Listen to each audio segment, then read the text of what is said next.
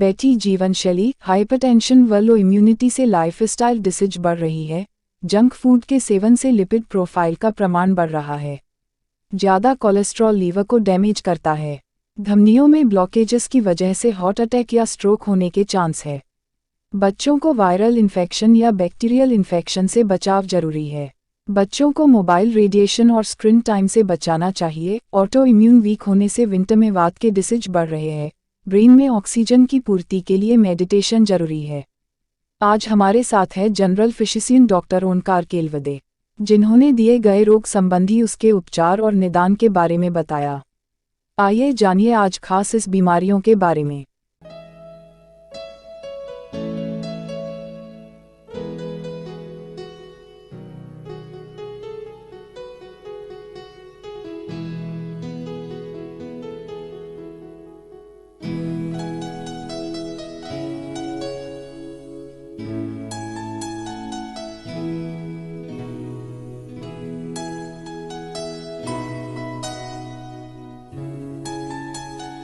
दर्शकों, इस वक्त हमारे समक्ष हैं ओमकार पॉलीक्लिनिक के director doctor Omkar Kelwade sir. Sir, आप एक जनरल फिजिशियन और पीडियाट्रिशियन हो। सर, हम आपसे ये जानना चाहेंगे कि जो low immunity uncontrol blood sugar की वजह से लाइफस्टाइल डिसऑर्डर बढ़ रहे हैं, तो आप ये बताइए किस तरह के पेशेंट्स अपने क्लिनिक में आते हैं, उसमें बताइए। Regarding to the blood pressure अगर देखा जाए तो ये आज के जनरेशन में एक लाइफस्टाइल डिसीज होना शुरू हो गई है। एक ऐसी लाइफस्टाइल डिसीज जहाँ पर लोग अभी काफ़ी हद तक जागरूक नहीं है उस चीज़ से रिलेटेड। एक लाइफस्टाइल ऐसा बोला जाएगा कि एक कहा जाएगा कि पुराने ज़माने में लोग मेहनत करते थे अपने कुछ लाइफस्टाइल में, जैसे पैदल चलते थे, वॉकिंग करते थे, रनिंग करते थे, एक्सरसाइज करते थे। बट आजकल की जो सुविधाएं बढ़ चुकी है उसकी वजह से लाइफस्टाइल में काफ़ी डिफरेंसेस आना शुरू हो गया है। और इसी डिफरेंसेस की वजह से पेशेंट्स के अंदर में लिपिड प्रोफाइल की मात्राएं बढ़ने लगी है। लिपिड प्रोफाइल की मात्राएं बढ़ने की और साथ ही साथ खान पीने की जो प्रॉब्लम्स हैं दिन ब दिन चेंजेस होते जा रहे हैं। और इन अवेयरनेस अनअवेयरनेस जिसको हम लोग बोलेंगे, उन लोग अवेयर नहीं है कि हम लोगों को आज के डेट में किस हिसाब से चलना चाहिए, फिजिकली एक्सरसाइज करना चाहिए। ये सब चीज़ का अनअवेयरनेस होने की वजह से ब्लड प्रेशर दिन ब दिन ये कॉमन समस्या होती जा रही है। कुछ हद तक WHO भी कह रहा है कि कुछ सालों के बाद India will be the leading country of hypertension. और अगर हमें कंट्रोल करना है तो सबसे बेस्ट उपाय यही है कि हमें अपने लाइफस्टाइल को चेंज करना काफ़ी अनिवार्य है, अन्यथा ये हमारे देश का नंबर 1 डिजीज बनने जा रहा है। सर, आमतौर पे ये भी देखा गया कि काफ़ी जो युवा होती है उनकी एक सेडेंटरी लाइफस्टाइल हो गई, lack of exercise, junk food ही ज़्यादा इंटेक करते हैं, कार्बोहाइड्रेट चीज़ें ज़्यादा लेते हैं, स्टेरॉइड का सेवन भी ज़्यादा कर रहे हो सप्लीमेंट्स में। तो आप ये बताइए उसका दुष्परिणाम उनके ऑर्गन्स पे किस तरह से, तो उस बारे में बताइए। सबसे पहला ये जो चीज़ आपने बहुत सही बात पूछी है। आज के डेट में जो लाइफस्टाइल हो गई है, बैठने वाली लाइफस्टाइल, स्टेरॉइड लेना बहुत ज़्यादा इस्तेमाल हो रहा है और खान पीने में जो चेंजेस होते जा रहे हैं, इसकी वजह से सबसे पहला हमारा लीवर डिसऑर्डर डैमेज होगा, क्योंकि सारी चीज़ें जो है एब्जॉर्प्शन हमारे स्टमक से होने के बाद फिर लीवर की तरफ जाता है। लीवर ही है जो कोलेस्ट्रॉल को तैयार करता है। जितना ज़्यादा कोलेस्ट्रॉल प्रोड्यूस होगा उतना ज़्यादा वो हमारे ब्लड में डिपॉजिट होता है एज अ फ्लेक्स, छोटे छोटे धमनियों में जाके फंस जाता है।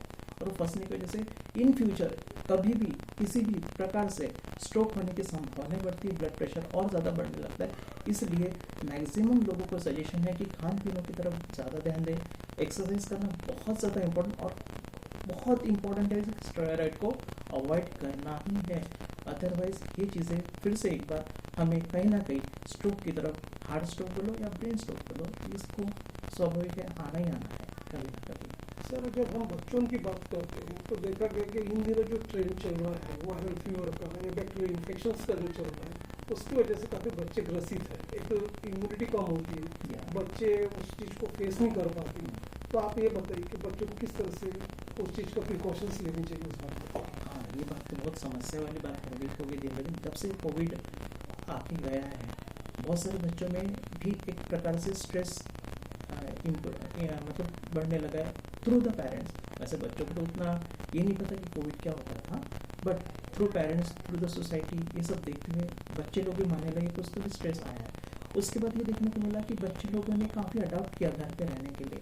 बच्चे लोगों की घर की लाइफस्टाइल होना शुरू हो गई, खेल कूद में बहुत ही कम रहने लगे, मोबाइल्स पे ज़्यादा यूज़ रहने लगे, उसके वजह से उनके लाइफस्टाइल पर भी काफ़ी इफेक्टेड होने लगा है, क्योंकि बच्चे लोग आउटडोर गेम्स कम कर दिए और मोबाइल गेम्स की तरफ ज़्यादा बढ़ने लगे।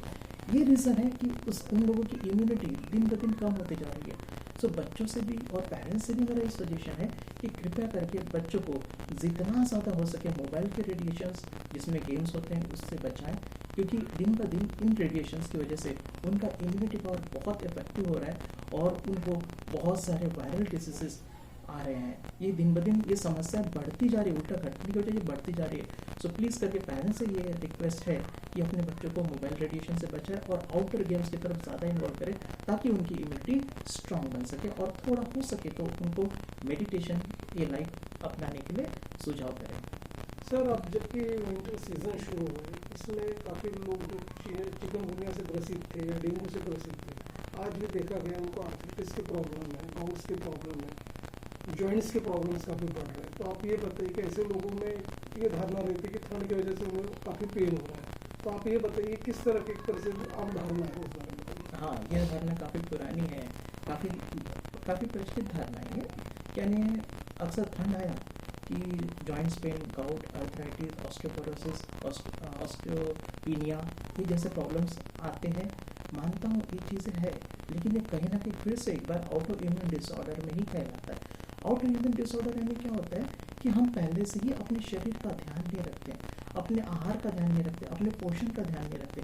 आने पर क्या होता है, जैसे हमारे इंडिया में देखा गया कि 3 सीजन्स है, समर, विंटर, रेनी सीजन। उसमें से विंटर में अक्सर ये वात की तकलीफें बढ़ती है, लेकिन ये वात की तकलीफ हर एक लोगों को नहीं होती है, वो उन्हीं लोगों को होती है जिनकी ऑटोमिन सेल्फ इम्यूनिटी पावर, खुद की इम्यूनिटी पावर जिनकी लो होती है, उन्हीं को ये ठंडी का इफेक्ट ज़्यादा महसूस होता है, क्योंकि इन दिनों में कैल्शियम की मात्राएं बहुत ज़्यादा ज़रूरी होती है, तो उनका आहार वैसा नहीं होता, और आहार वैसा नहीं होता इसलिए उनको इस प्रकार के वात की शिकायतों को ज़्यादा झेलना पड़ता है। इसलिए बेटर है कि पहले से ही अपने बॉडी को स्टेबिलिटी बना के रखें, स्ट्रॉन्ग बना के रखें, ताकि किसी भी प्रकार का मौसम आए तो भी हमारी बॉडी ससेप्टेबल रहे उस चीज़ को हैंडल करने के लिए। शहर विदर्भ और इंटरस्टेट के दर्शक डॉक्टर केवट सर आपको लाइव देख रहे हैं, आपका फ़ोन नंबर और आपका एड्रेस भी हमारे स्क्रीन पर रोल आउट हो रहा है, उसे देख के आपसे वे डायरेक्ट संपर्क कर सकते हैं। यस। तो सर, चलते चलते हमारे जो दर्शक है, खासतौर पर जब महिलाओं की बात करते हैं तो महिलाओं में देखा गया कि पोटी के बाद ऑस्टियोपोरोसिस की प्रॉब्लम्स काफ़ी बढ़ रही है, पोजिशन शोल्डर्स की भी प्रॉब्लम्स काफ़ी बढ़ रही हैं। तो आप ये बताइए किस तरह से उन्होंने उस चीज़ का बचाव करना चाहिए, उस बारे में। यस सर, बहुत अच्छा क्वेश्चन है सर। मेरे हिसाब से 40 एंड अबव तो है जिनको ये लाइफस्टाइल की वजह से आज ऑस्टियोपोरोसिस वगैरह जो आफ्टर 40 ईयर्स के बाद में जो फीमेल में प्रॉब्लम आना शुरू हो गई है। सबसे पहला बेस्ट सजेशन है कि सबसे पहला मन का ध्यान और तन का ध्यान। मन के ध्यान में आपको रोज़ डेली 5 मिनट तो भी या 10 मिनट तो भी मेडिटेशन करना बहुत अनिवार्य है। इससे बेनिफिट क्या हुआ है आपको बताता हूँ। जब भी हम मेडिटेशन करते हैं हमारे ब्रेन में ऑक्सीजन 100% आना शुरू होता है। जैसे जैसे हमारे ब्लड में ऑक्सीजन, ब्रेन में ऑक्सीजन आना शुरू होता है, सो हमारे बॉडी के सारे सेल्स एक्टिवेट हो जाते हैं। जितने सेल्स एक्टिवेट होते हैं उतना CO2 बाहर आना शुरू होता है, और जितने सेल्स के अंदर ऑक्सीजन जाता है वैसे वैसे हमारे ब्रेन की कैपेसिटी बढ़ती है। ब्रेन की कैपेसिटी बढ़ती तो हमारे बॉडी के अंदर फ्रेशनेस आने लगता है। फ्रेशनेस आने का फिर हमारी सोच अलग टाइप की बनती है। हमें आहार कौन सा लेना है, हमें एक्सरसाइज करना है, नहीं करना है, ये सारी सोच अपने आप बनती है। अगर ब्रेन स्ट्रांग नहीं तो बॉडी स्ट्रांग नहीं, इसलिए सबसे पहले ब्रेन को स्ट्रांग बनाना जरूरी है। उसके लिए डेली मेडिटेशन ऑफ लाइफस्टाइल।